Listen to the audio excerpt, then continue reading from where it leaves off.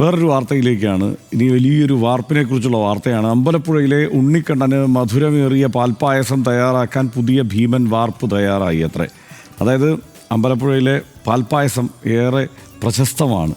അമ്പലപ്പുഴ ശ്രീകൃഷ്ണസ്വാമി ക്ഷേത്രത്തിലാണ് 1500 ലിറ്റർ ശേഷിയുള്ള കൂറ്റൻ വാർപ്പ് എത്തിച്ചിരിക്കുന്നത്.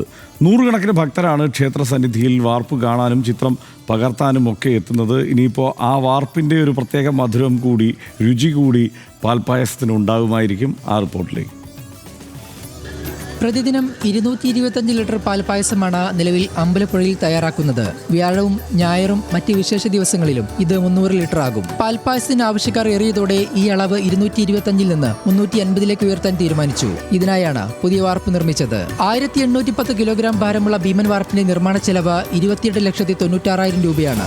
മാന്നാർ സ്വദേശി അനന്തനാചാര്യയുടെ നേതൃത്വത്തിലായിരുന്നു വെള്ളോടിന്റെ നിർമ്മാണം. നിലവിൽ 1 ലിറ്റർ പാൽപ്പായസത്തിന് 160 രൂപയാണ് വില. ഇത് 260 രൂപയ്ക്ക് വർദ്ധിപ്പിക്കാനാണ് ബോർഡ് തീരുമാനം. പുതിയ അളവിൽ ഗുണനിലവാരം ഉയർത്തിക്കൊണ്ട് പാൽപ്പായസം ഒരുക്കാനാണ് പുതിയ വാർപ്പ്. മണിക്കൂറുകൾ നീണ്ട ശ്രമത്തിനൊടുവിലാണ് ക്രെയിൻ ഉപയോഗിച്ച് തിടപ്പള്ളിയിലെ അടുപ്പിലേക്ക് വാർപ്പ് മാറ്റിയത്. താന്ത്രിക വിധി പ്രകാരം ശുദ്ധികലശം നടത്തിയതിനു ശേഷം പുതിയ വാർപ്പിൽ പാൽപ്പായസം തയ്യാറാക്കി തുടങ്ങും. ന്യൂസ് മലയാളം, ആലപ്പുഴ.